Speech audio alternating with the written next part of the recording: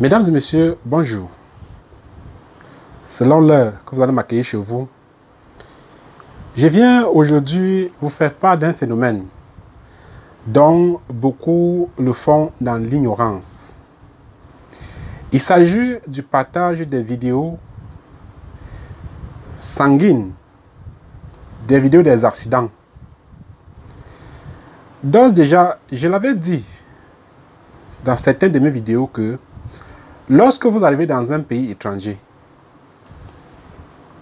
vous constatez qu'il y a un accident quelque part. Vous allez voir écrit quelque part déviation ou deviation en English. Or, le blanc qui le fait n'est pas idiot, ce n'est pas fortuit. C'est parce que voir le sang qui coule, c'est quelque chose de si mauvais. Voir le sang qui coule, c'est une malédiction. Voir le sang qui coule empiète sur votre destin. Voilà la raison pour laquelle, dans nos villages, dans le département de la Maine-Noire, dans la région de l'Ouest, il y a des villages, même pas qu'il y a des villages, dans tous les villages de l'Ouest, on interdit aux jeunes enfants de voir les morts des accidents, de voir les cadavres accidentés. Lorsqu'il y a accident quelque part, normalement, les vieux de la zone sécurisaient la zone et chassaient tous les enfants. Les vieux peuvent voir et voir même d'ailleurs, parce qu'ils n'ont rien à gagner ou à perdre. Ils n'ont plus rien à gagner ou à perdre pour leur vie. Mais nous, jeunes, qui partons encore, nous avons encore notre destin en main. Nous avons encore beaucoup à faire devant nous. Vous allez voir, un jeune qui va vous dire, qu'est-ce qui ne marche pas avec moi? Toutes mes activités, quel que soit ce que je fais, rien ne marche. Quel que soit ce que je fais, rien ne marche. Et la solution, qu'est-ce qu'on va lui dire? Il faut aller au village te laver. Tu te laves pourquoi? Pour quelle raison? Pourquoi tu te laves? Pourquoi on dit va au village te laver? Pourquoi tu vas aller voir des prêtres, des pasteurs et autres pour qu'on prie sur toi? Parce que c'est toi qui as cherché.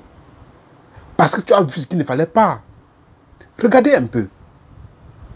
Lorsqu'il y a un accident, lorsque vous entendez une voiture en collision, il y a trois causes. Il y a une cause spirituelle que j'appelle cause métaphysique. Il y a une cause métaphysique, c'est-à-dire ce qui dépasse l'entendement de l'homme naturel. L'homme physique ne peut pas expliquer. Il n'y a que l'homme spirituel, l'homme métaphysique, pour expliquer ce qui ne va pas. Nous savons que la métaphysique est la partie qui surpasse l'homme, dans le surhomme. Il y a cette partie-là. Et il y a une partie physique. La partie physique, c'est ce que nous voyons. Nous voyons une voiture couchée et il y a des blessés ou des morts. Et après cela, il y a maintenant une partie spirituelle. Quand on dit spirituelle, c'est-à-dire traditionnelle. Ce qui rentre dans le spirit africain. Alors, lorsque nous voyons un accident, qu'est-ce qui est caché derrière l'accident? Nous ne savons pas. Nous voyons juste comment quelqu'un est couché, il y a le sang qui coule, et il y a une voiture à côté. Nous savons tous que c'est l'accident. Mais qu'est-ce qui est derrière cela? Nous savons tous que dans la culture africaine, ceci n'est pas seulement Bamileke, dans la culture africaine, il n'y a pas d'accident fortuit. Faux. Il n'y a pas, je précise bien, dans la culture africaine, ce n'est pas seulement au Cameroun, dans la région de l'Ouest ou dans le département de la Maine-Noire, partout dans l'Afrique, que ce soit en Égypte, aujourd'hui, que ce soit en Algérie, que ce soit au Maroc, que ce soit en Mauritanie, je le dis parce que j'ai eu à causer avec toutes ces nationalités. Il n'y a pas d'accident fortuit. Lorsqu'il y a accident et il y a le sang, il n'y a pas, c'est pas fortuit. Il y a quelque chose, il y a une cause quelque part qu'il faut chercher. Maintenant, soit le propriétaire de la voiture y est cause, soit la voiture s'est présentée à un mauvais endroit et à un mauvais moment, et ayant une cause qui vient peut-être de l'argent qu'on a payé avec, ça enclenche cela. Parce que une mauvaise chose n'arrive que si vous aviez une mauvaise chose dans vous et vous vous présentez sur un mauvais endroit et à un mauvais moment, c'est là où cette chose vous arrive. Mais si vous avez une mauvaise chose sur vous, vous arrivez sur un mauvais endroit et à un bon moment, il n'y aura rien. Vous allez passer. Je précise, je me répète, je dis, si vous avez une mauvaise chose sur vous, vous vous présentez à un mauvais endroit et à un bon moment, vous allez passer. Il n'y aura pas de problème. Mais du moment où vous avez une mauvaise chose sur vous, vous vous présentez à un mauvais endroit et à un mauvais moment, il y aura catastrophe. Et on va dire, il y a accident. Comme on dit souvent en Yemba, une chintia sur le pont. Cette chose a attendu cette heure pour se produire sur un mauvais endroit. Et lorsqu'on parle de mauvais endroit, ça veut dire quoi? Ça veut dire, nous savons tous, je prends par exemple la route de la falaise, la route Sanchou, Melon, Chang. Lorsque vous entrez dans l'histoire de la falaise, on vous dit, la route de la falaise a été tracée par des éléphants. Nous savons tous que les éléphants ne grimpent pas la colline. Non, l'éléphant ne grimpe pas la colline tout droit. C'est pour ça que les gens ont eu tendance à croire que les éléphants vivent seulement dans la vallée et ne partent jamais en montagne. Faux. Les éléphants partent. Mais pour grimper une colline, qu'est-ce qu'ils font? Eux, ils serpentent. Ils serpentent. Ils serpentent.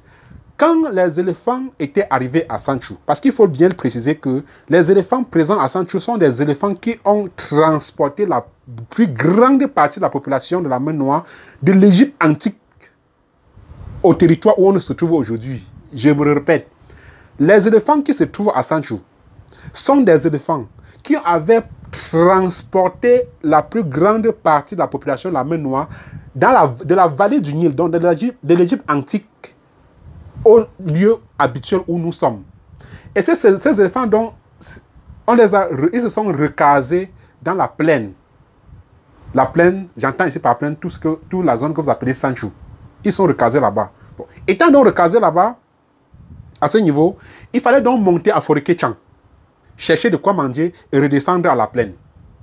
Alors, ils ont observé, et comme, selon leur loi, ils ont un poids, ils ne peuvent pas facilement grimper la colline tout droit, il fallait serpenter et se retrouver à Foreké-Chang, manger et redescendre encore. Les géographes de l'université de Chang ne me diront pas le contraire. Vous n'avez qu'à les rencontrer, ils vous donneront cette information. Bien maintenant, nous savons tous que du moment où les éléphants serpentaient pour aller à Foreké-Chang, manger et redescendre, parmi ces éléphants, il y avait, entre guillemets, des totems. Quand j'ai dit ils nous ont transportés, ils nous transportent comment? C'est-à-dire, on nous inculque dans leur tête, dans leur image. C'est bien que lorsque l'ennemi va regarder, il va voir plutôt les éléphants qui passent, alors que ce sont des êtres humains qui passent, donc ce sont des éléphants totems. Il faut bien préciser.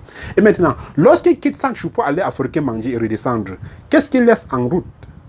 Qu'est-ce qu'ils font en route? Ils ont des endroits de repos. Quand ils se reposent là, qu'est-ce qu'ils déposent comme esprit? Voilà pourquoi, plus tard, cette route créée par des éléphants pour aller à Foreké manger et redescendre, l'homme va récupérer et va essayer de dévier les éléphants. C'est quand l'homme récupère. Avant, lorsqu'on parlait, on disait Nselpou, Chimbre. Ceux qui ont traversé la falaise dans les années 99, 2000, 2001, si mes souvenirs sont exacts, ils ont vu cette route à l'état naturel. Aujourd'hui, ça ne serpente même pas. Le goudron est venu encore modifier. Ça serpentait. C'était la route des éléphants. Bien. Quels sont des esprits, ou du moins, quels sont les rituels qui devraient se faire pour atténuer ces choses laissées durant le passage des éléphants?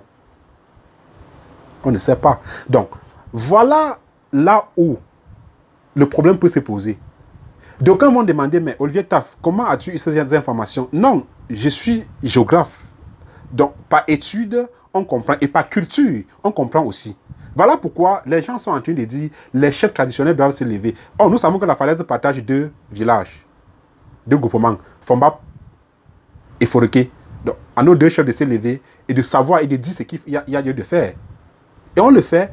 Et nous croyons qu'à ce niveau-là, ça va passer. Maintenant, lorsqu'il y a accident et que les gens passent le temps à filmer pour envoyer dans les téléphones, Mesdames et messieurs, croyez-moi, un jeune de moins de 20 ans, de moins de 30 ans, n'a pas le droit de voir ce genre d'image. Ça empiète sur votre destin. Ça empiète sur votre parcours. Après, on va dire, il a fait l'examen, il n'a pas eu.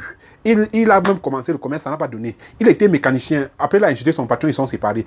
Il y a toujours quelque chose qui vient à déranger. C'est dû à cela. Et vous ne connaissez pas. Vous êtes ignorant. Vous ne connaissez pas. Bien. Lorsqu'on revient vous dire, ne le faites plus. Regardez un peu. Les femmes mariées. J'ai vu, en fait, j'ai entendu, pas que j'ai vu, j'ai entendu un enfant qui s'est pendu dans un village, et on a vu une femme enceinte en train de prendre son téléphone pour filmer. Lorsque cette femme rentre, ayant publié la photo était partie dans les réseaux sociaux, dans tel village, il y a un enfant qui s'est pendu. La femme en question a avorté. La femme en question a avorté. Et l'hôpital n'a pas pu expliquer les causes de son avortement à 6 mois. L'hôpital n'a pas pu expliquer. Alors que la femme enceinte n'a même pas le droit de voir ce qui peut nuire à son état de santé. L'accident, elle ne voit pas. Les réunions secrètes des villages, elle ne voit pas. Les cadavres des animaux, déjà même tuer l'animal, la femme enceinte ne tue pas. Combien de fois encore voir un cadavre d'accident ou bien un cadavre qui s'est pendu? Parce que c'est une malédiction. Nous savons tous que les cadavres des accidents, les cadavres qui se sont pendus, ceux qui sont suicidés eux-mêmes, notre tradition avait ce qu'on appelle nos sapeurs-pompiers. En Yemba, on appelle ça meka. Le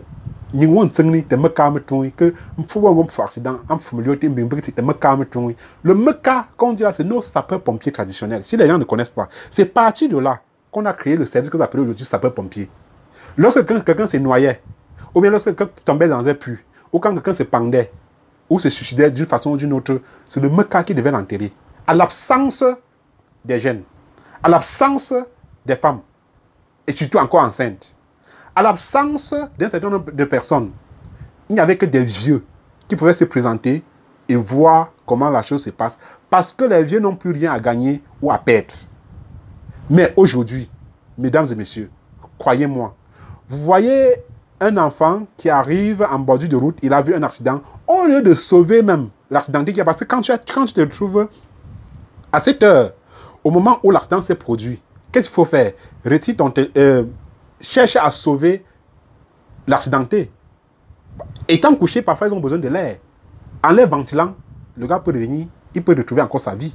Mais le temps que tu es en train de filmer, il meurt. Filmer vous donne donc quoi? Plutôt, ça empiète votre destin. Donc, mesdames et messieurs, j'ai fait cette vidéo aujourd'hui en langue française pour sensibiliser, pour amener les jeunes à comprendre que nous devons respecter un certain nombre de choses pour donner aussi plus de dignité, pour donner aussi plus de bénédiction à notre propre destin, parce que nous avons à faire pour le lendemain. Nous avons beaucoup à faire pour notre peuple, pour notre territoire, pour notre zone, pour notre département, pour un lendemain meilleur, que de rester et de vendre notre destin au diable. Parce que en restant voir des accidents et autres, nous sommes en train de vendre notre destin au diable. Alors, pour enchérir ce que je viens de dire, il y a les accidents que vous n'êtes pas obligé de publier. Parce que dans d'autres pays, sous d'autres cieux, ça ne se publie pas. Ça se protège. Les pays du monde, tous les pays du monde entier sauf. Mais ce n'est pas le fait de filmer au Cameroun et de mettre dans les réseaux sociaux qui vont montrer aux gens que non, le Cameroun a des mauvaises routes, le Cameroun a des petites routes, le Cameroun, la circulation est mauvaise ou quoi que ce soit, je ne sais pas. Non. Protégez-vous. Il y a cela. 2. Il y a des femmes nues dans des carrefours. Vous voyez, une femme vient là, elle gare sa voiture, elle sort, elle se déshabille. Elle se place au carrefour, vous la voyez, et puis elle repart. Il faut faire attention. Aujourd'hui, à Facebook, YouTube et tous les réseaux sociaux que nous connaissons, on parle du nombre de vues. C'est de là que naît ce phénomène. Lorsqu'elle est dans sa loge, on lui dit, tu dois extraire l'énergie de 2000 yeux. Parce qu'on compte, là-bas, ils comptent à partir des yeux. On dit, tu dois extraire l'énergie de 2000 yeux. 2000 yeux, ça veut dire l'énergie de 1000 personnes. Parce que une personne a 2 yeux, donc 2000 yeux. Alors, elle cible un carrefour où il y a une population, une grande population, un peu comme le rond-point des Douala à Douala, ou bien le carrefour Biamassi à Yaoundé, ou bien le carrefour de Koti à Douala. Elle cible ce le carrefour. Ou bien le carrefour Biao à Bafoussam, ou bien le carrefour du marché B à Bafoussam. Est-ce qu'il y a de Carrefour, ou bien le Rongdo à Chang, est-ce qu'il y a de Carrefour, elle s'en va. Elle garde sa voiture, elle sort, elle se déshabille. Vous qui regardez avec vos yeux, elle tire vos énergies. Vous allez dire que je parle trop, mais permettez-moi, c'est la culture, on doit savoir. C'est pour que les gens évitent de faire un certain nombre de choses. Elle tire dans vos énergies, et elle s'en va. Après, elle se réhabille, elle entre dans sa voiture et démarre pas. Vous ne comprenez rien. Alors, plus tard, vous vous dites, j'ai payé ma moto, on a volé. Je sors même, je travaille que 200, alors que mon ami travaille 2000. J'ai ouvert ma boutique, les bandits ont cassé. Je ne comprends même plus rien. J'ai fait ceci, ça n'a pas donné. La moto m'a même cogné. Alors que tu ignores que tu avais vendu ton énergie à une femme que tu avais vue, nue. Lorsque tu es en train de regarder, ça compte. La voix, la vision, la compte. C'est ça qu'elle est question. C'est ça qu'elle veut. Vous regardez, toutes vos énergies sont tirées et elle s'en va. Après, elle devient riche. Et vous êtes pauvre. C'est vous qu'on a tiré pour aller être riche. Et vous restez là pauvre. Alors, j'ai dit dans une de mes vidéos, ou bien dans une de mes publications, par écrit, que lorsque vous voyez une femme nue, ou bien lorsque vous entendez que sur tel carrefour, il y a une femme là-bas qui est nue, changez de direction. Ne cherchez pas à savoir si elle est noire, brune ou quoi que ce soit. Ne cherchez même pas à savoir si c'est votre soeur. Ne cherchez pas à savoir elle est d'où. Changez de route. Si vous devez passer tout droit, prenez par la gauche ou par la droite. Allez prendre le plus long chemin pour arriver là où vous partiez. Mais ne la voyez pas. Ne la voyez pas. Et si par mégarde, vous tombez, vos yeux tombent sur elle, sans savoir, il y a des rites à faire dans les minutes qui suivent pour effacer ça. Je dis, mais il y a des rites à faire dans les minutes qui suivent pour effacer cela. Sinon, votre énergie part. Votre énergie part directement. Je ne m'adresse pas seulement aux garçons. Tout le monde, enfants, grands, adultes, filles, garçons, hommes, qui que ce soit, vous entendez quelqu'un est nu, ou bien un fou, quelqu'un est devenu fou et il s'est déshabillé. Ce n'est pas la folie, parfois ce n'est pas la folie. Il se déshabille, il vous tire bien, il rentre là, il guérit, ça finit fini. Il continue son chemin. Comme vous allez entendre à Yamba, mais que vous me mettez qui est encore monzo. À que encore monzo, tu as un bien qui est là, à que tu. Il a encore le monzo, il a risé tous ses habits. Après ça, il est encore revenu. Il faut faire attention. Il faut faire attention, mesdames et messieurs. Ça nous suit. Ça porte sur notre destin. Nos énergies partent. Après, on tombe de ces maladies, on a de ces problèmes que vous-même, vous ne pouviez pas expliquer.